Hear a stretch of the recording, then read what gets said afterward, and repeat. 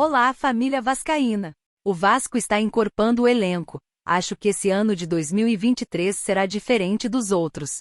Tenho certeza que você, assim como eu, está ansioso para o Vasco entrar em campo.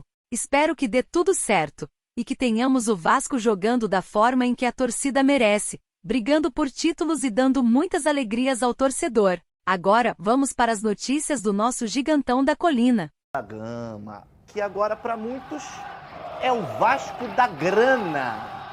Isso por conta da 777 lá, né? Você, Dorleu, no início, na enquete, você falou que o Vasco contratou um ou outro. Mas conversando com muitos vascaínos, que eu tive num evento que teve na praia de Copacabana, com Mauro Galvão, Carlos Germano, Valdir Bigode, só galera boa. E eu perguntei para ele, vocês acham que está demorando muito? Que demorou muito para iniciar esse processo? Todos eles disseram que sim. Você concorda com isso? Eu acho que demorou um pouco, mas acho que esse foi um ano um pouco diferente por conta da Copa do Mundo. Acho que o mercado realmente só foi aquecer depois que a Copa acabou. E o Vasco tem o Campeonato Carioca começando em janeiro, é claro, mas tem como principais objetivos, com certeza, a manutenção na Série A. Então, acredito que o Vasco esteja contando com isso, que o Carioca vai servir ali para o time se preparar, se montar e tal. Claro, brigar também pelo título, que o Vasco já não conquista tem algum tempo. Mas, respondendo a pergunta, eu acho que demorou um pouco, mas estava dentro do esperado por ser um ano atípico. E o Vasco agora começou a contratar, né? Trouxe já 3 reforços anunciados, hoje chega mais gente. Então, acho que daqui até assim, a primeira quinzena de janeiro, o Vasco vai ter mais de 10 nomes aí como reforços, até porque precisa montar um novo elenco, né? Tá refazendo o elenco quase que do zero depois da Série B. Exatamente, mas você falou sobre chegadas, a gente vai falar sobre as chegadas, mas hoje também tem um dia importante porque tem uma reunião, né, para selar de vez o acordo do Andrei Santos, uma promessa do Vasco, uma joia, um diamante do Vasco, com o Chelsea. E aí existe uma possibilidade do Andrei permanecer no Vasco, a gente não sabe período, ou 6 meses ou 1 ano. Isso porque a gente não sabe, e o Andrei também não sabe ainda, se vai dar tempo para tirar o visto de trabalho lá na Inglaterra. Se isso não for possível, aí o Andrei vai ser emprestado ao Vasco da Gama. E aí eu acho que vai de encontro com tudo aquilo que a gente vem falando durante essa semana aqui nos Donos da Bola, né, Dorleu e o Smigol, se quiser opinar também sobre o Andrei. É uma situação que a gente temia dele já se transferir imediatamente para o Chelsea, não ter espaço lá, ser emprestado para um time de segunda, terceira prateleira. E aí não é um time com tanto destaque, geralmente é um time que briga ou para não cair ou para ficar no meio de tabela. E eu, particularmente, óbvio que falar daqui é muito mais fácil, não vejo isso como o ideal, o cenário ideal. Mas agora surgindo essa possibilidade dele ficar no Vasco mais 6 meses ou mais 1 ano, acho que é o que todo mundo queria, né? Seria ótimo, né? Se ele pudesse ficar pelo menos mais 6 meses aqui no Vasco.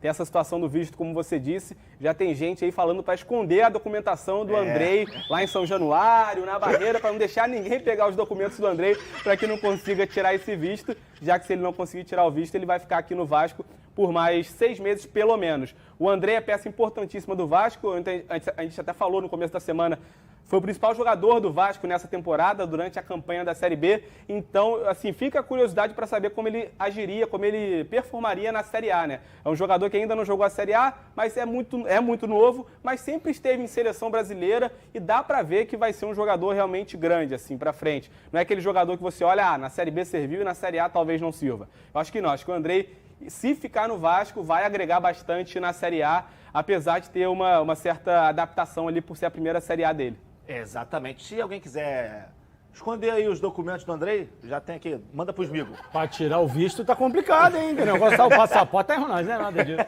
O mundo ideal pro Vasco, pro clube, né? Seria ele receber, vender e o cara falar, fica mais 1 ano aí jogando pelo Vasco. Isso é maravilhoso pro Vasco. Sim. Mas eu, enquanto rubro-negro, pra mim, se puder mandar logo. E só não dá o documento pro Smigol, não, senão ele vai lá pra Londres e vai tentar tirar o visto de trabalho do cara do Londres. Eu mando logo. Bom, a gente falou sobre a situação do Andrei, né? Que já tá certo de sair, a gente só não sabe quando vai. Mas também tem possíveis chegadas. E o último nome especulado, a gente vai botar aí as imagens dele, é do Jair. Volante barra meia do Atlético Mineiro. Essa última temporada não foi tão bem como todo o time do Atlético, mas no meu ponto de vista, esse é um tiro certo.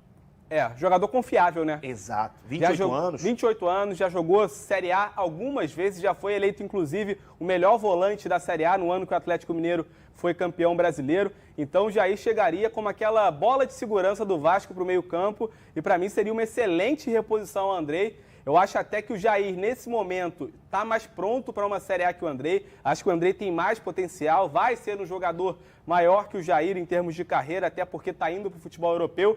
Mas acho que nesse momento, para uma Série A, o Jair está até mais pronto.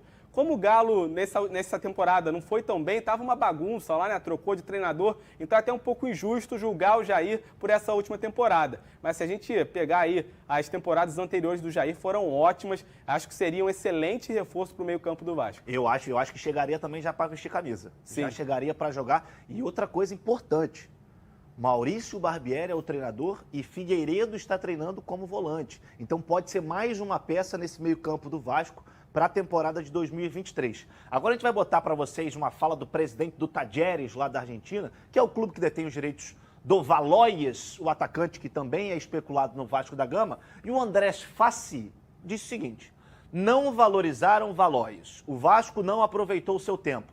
Ele vai para outra equipe brasileira e o Vasco vai se arrepender.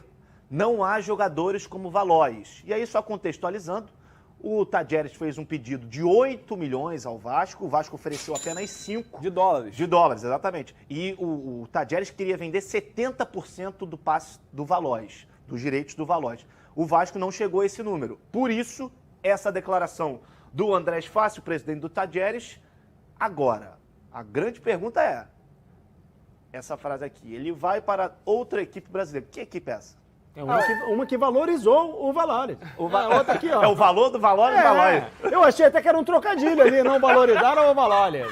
Mas quem chegou com a grana, lei do mercado. Alguém tem que chegar com 8 milhas para valorizar o Valor e para levar. Não, se o Vasco ofereceu 5 milhões, se alguém chegar com 6, já levou. Já levou, também acho. O Bahia estava interessado no Valois. Pode ser um clube, o Bahia está se reforçando bastante também, virou SAF, assim como o Vasco. Mas eu achei essas declarações do Andrés Fassi, presidente do Talleres, um pouco estranhas. Porque ele disse que o Valois é um ótimo jogador, que o Vasco está perdendo, que vai se arrepender. Mas assim, se o Valois é um ótimo jogador, para que ele precisa ir para a imprensa ficar chorando que o Vasco não trouxe? É isso. Se o Valois é um ótimo jogador, ele vai conseguir fazer negócio com outra equipe.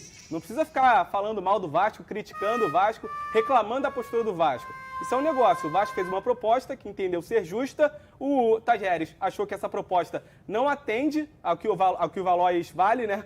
E negou essa proposta. Não precisa ir para a imprensa falar que o Vasco não está valorizando o jogador, ele vai para a Europa, ele vai para outro clube brasileiro. É negócio. O Vasco não chegou à proposta que o Talleres queria e tudo bem. Cada um segue sua vida. O Vasco vai em busca de outro jogador. O Valois vai para outro clube brasileiro ou não. Ele pode estar blefando também, né? Vai por outros valores. Por outros valores. Os valores dos valores dos valores. O seu Valois foi valorizado?